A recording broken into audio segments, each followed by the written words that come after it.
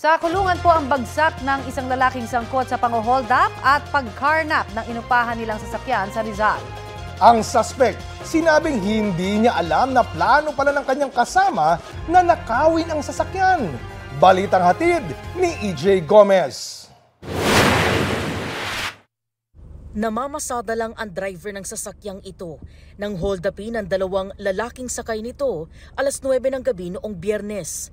Ayon sa pulisya, nag-book ang tatlong sospek ng biyahe mula Antipolo City patungong Tanay, Rizal. Pero dalawa lang sa kanila ang sumakay sa SUV. While along the way to Tanay, from Antipolo ay nag-declare sila ng hold up. Medyo alerto yung driver, nagawa niyang tawagan yung girlfriend niya. So, na-inform niya yung girlfriend niya through speakerphone. Hino-hold up ako. Kwento ng girlfriend ng 22 anyos na biktima.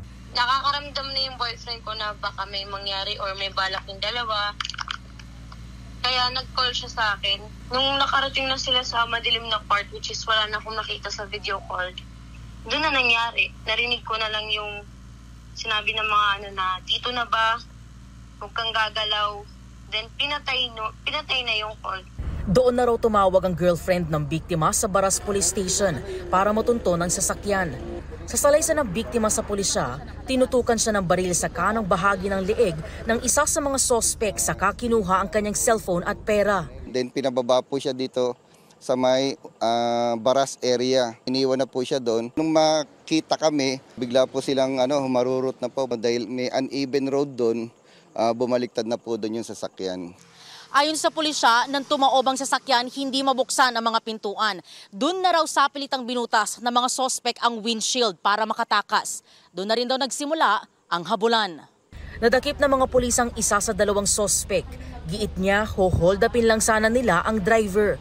Hindi raw niya alam na manunutok ng baril ang kanyang kasama at nanakawin ang sasakyan. Hindi ko naman po kagustuhan yun. Ibabarilin nga po siya nung kasama ko, pinatakbo ko lang siya. Kahit takbo ka na, babaralin ka niyan. Para makalayo lang po kami, dinala niya siya sakyan. Kaso nabangga po kami. Depensa rin niya. Namamasada rin po ako ng jeep kaso wala nga po akong lisensya. Para po makakuha po ng pantubos, napilitan po ako sumama. Ayon sa pulisya, dati nang nasampahan ang sospek ng kasong rape noong 2009 at murder noong 2013. Patuloy naman ang pagtunton sa nakatakas na sospek na nanutok ng baril. Gayon din sa isang hindi pa nakikilalang lalaki na umunoy nag-book ng biyahe ng mga sospek.